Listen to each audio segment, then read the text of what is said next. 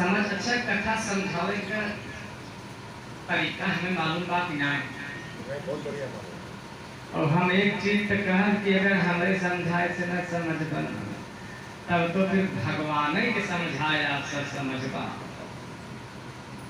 कहीं से भगवान कृष्ण जब संधि प्रस्ताव लेके जाते रहे धृतराष्ट्र के पास, बीच मार्ग में द्रौपदी मिले, कहाँ जाता है भैया, कहीं समझावे जाते भाई कि आपस के घर के बात हो, झगड़ा रगड़ा छोड़ा, उनका हक उन्हें देगा। कहीं अगर समझावा आप समझ गए तब हमारे प्रतिज्ञा का हो, जो हम कहे हैं कि दुर्योधन के रक्त से अपन हम केस जो हो धो, हमारे प्रतिज्ञा का हो कुछ ख्याल बा। कहीं से अगर समझावे जाते और समझ गए तब, कहीं खाली समझावे जाते समझे हैं ना, कहीं मतलब यह है कि हम खाली समझाओ और उन्ना समझें, काहे कि हम खुद ही चाहत है कि उन्ना समझें, खाली हम समझाए। बोला भक्तवत्सल भगवान की। और जेका हम चाहिए कि नहीं वो समझ जाए तब तो समझ जाए, लेकिन खाली हम समझाओ लेकिन समझें न, काहे कि हम खुद ही ना चाहे कि समझें। बोला गोविंद गोपाल भगवान की। प्यारे प्रभु प्रेमियों, तो हमारे कथा से आप सब अगर समझ जाओ ठीक बा, मैं फिर कथा वाचे कितना घोर कितना पिए की बात बताई सा, तो भगवान की कथा वाचक के रूप में आवे पड़े आप सबको समझावेगा।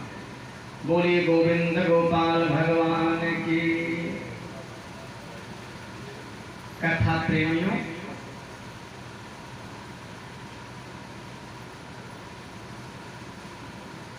इस तरह से भगवान के इन पवित्र नामों का उच्चारण करना चाहिए, तुलसी दल मुख में रखना चाहिए और गंगा जल का पान करना चाहिए मृत्यु के समय में। अगर प्राण कंठ तक आ गया हो और मुख में बिंदु मात्र भी गंगा जल डाल दिया जावे तो पापी होने पर भी वह सारा पाप माफ हो जाता है और वह शुद्ध होकर के मुक्त होकर के दिव्य धाम को चला जाता है। बोली गंगा महारानी की। और अगर मौके पर गंगा जल न मिले तो लिखा गया है कि कोई बात नहीं, सिर्फ गंगा गंगेत यो ब्रूयात लिखा गया। गंगा गंगा इति ब्रूयात, गंगा गंगा ऐसा जो बोल करके शरीर छोड़ देता है तो वह भी सारा दोष उसका समाप्त हो जाता, शुद्ध और मुक्त हो जाता, सिर्फ गंगा गंगा का कीर्तन करने से। मुख में अगर गंगा जल का पान न किया हो तो भी बता रहा हूँ। बोलिए गंगा महारानी की। महाराजा सगर के 7,000 पुत्रों को तारने के लिए कठिन तप करते हैं महाराजा भगीरथ। तब कहीं जाकर के गंगा मैया या धरातल पर प्रकट होती है और महाराजा भगीरथ के पता नहीं कितने पूर्वज शरीर छोड़ दिए, असफल हो गए, तपस्या के समय ही शरीर छूट गया, लेकिन गंगा मैया को धरातल पर नहीं ले आ पाए। जिनकी अस्थियां 10 दिन के भीतर गंगा जल में विसर्जित हो जाएं, गंगा जल से स्पर्शित हो जाएं, पापी होते हुए भी शुद्ध और मुक्त हो जाता है। एक व्याधि था, हिंसक पशुओं के कारण उसकी मृत्यु हो गई थी, नरक की तरफ जाने लगा। इतने में जोर की हवा चलती है और वह हवा वायु गंगा जल को स्पर्श करके उस व्याधि के अस्थियों को स्पर्श कर ली हो। गंगा जल को स्पर्श करके वायु आई और उस व्याधि के पापी जो व्याध था उसके अस्थियों को स्पर्श कर ली और उसका रूप चेंज हो गया। गरुड़ पुराण कहता है जो यमलोक की तरफ जा रहा था ना, देवलोक की तरफ जाने लगा। बोलिए गंगा मैया की इतनी महिमा बताई गई है गंगा महारानी की। अरे अन्य नदियां तो अवगाहन करने पर, अन्य नदियों में अवगाहन करने पर शुद्ध होता है शरीर। स्नान करेंगे तब। गंगा मैया के बारे में गरुड़ पुराण में लिखा गया कि दर्शनात् स्पर्शनात् पानात्, धनिष्ठा से लेकर के रेवती पर्यंत ये 5 नक्षत्र पंचक संज्ञक हैं। इसलिए प्रभु 5 दिन तक हम उस सब को कैसे सुरक्षित रख पाएंगे? क्योंकि गरुड़ पुराण कहता है कि घंटे 2, 4, 5, 10 घंटे में ही वह पार्थिव शरीर जो है दुर्गंध युक्त हो जाता है।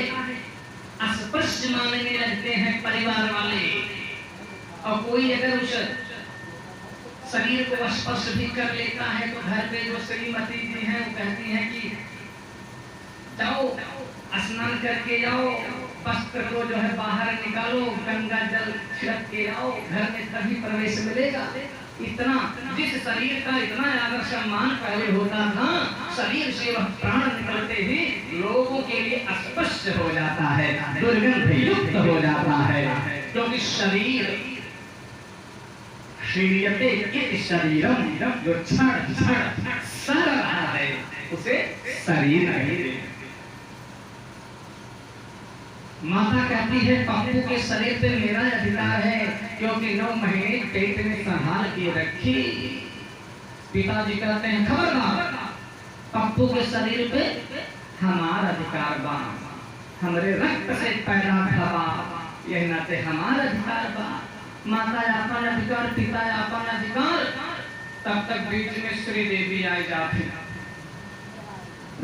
ससुर जी सासू जी होशियार, खबरदार खबरदार, न आपका अधिकार न आपका अधिकार, पप्पू के शरीर में पूरा हमारा अधिकार। बोला भक्त वत्सल भगवान की।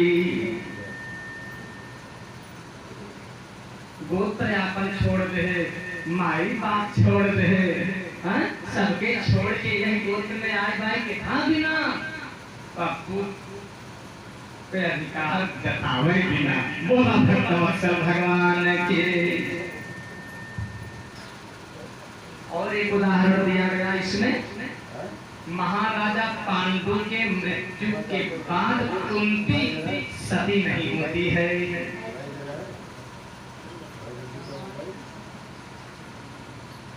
इसलिए जोर जबरदस्ती नहीं, जो सती होना चाहे हो सकती है, और नहीं सती होना चाहती पति के साथ में कोई बात नहीं है।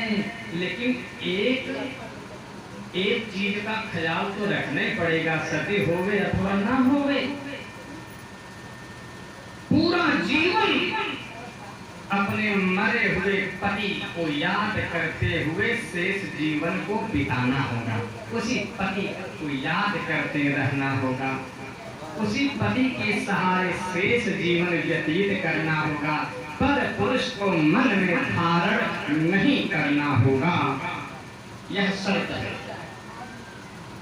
और अथवा स्त्री जो है गर्भिणी हो, गर्भवती स्त्री हो और पति की मृत्यु हो जाए तो पति के साथ में गर्भवती स्त्री सती नहीं होगी। अथवा छोटे छोटे यदि बच्चे हैं गरुड़, तब भी वह सती नहीं हो सकते। पति को अग्निदाह संस्कार कर दे, स्त्री यदि गर्भवती है तो बच्चे को जन्म दे दे, पालन पोषण कर देवे, उचित शिक्षा प्रदान कर देवे, बाद में सती होना चाहे तो भी हो सकती है, और नहीं होना चाहे तो कोई बात नहीं है। उसी पति को जीवन पर्यंत याद करती रहे, मन में बसा के रखे, मन में धारण करके रखे, शेष जीवन उसी पति के सहारे व्यतीत करते। पर पुरुष का चिंतन स्वप्न में भी न करे। यदि पत्नी ऐसा करती है तो पति के साथ चलने पर तो सिर्फ सती कही जाएगी, लेकिन जीवित रहते हुए भी शेष जीवन मरे हुए पति के सहारे बिता दे, वो महासती कही जाती है। बोले गोविंद गोपाल भगवान की। एक भारत के महात्मा थे, विदेश चले गए और एक विदेशी महिला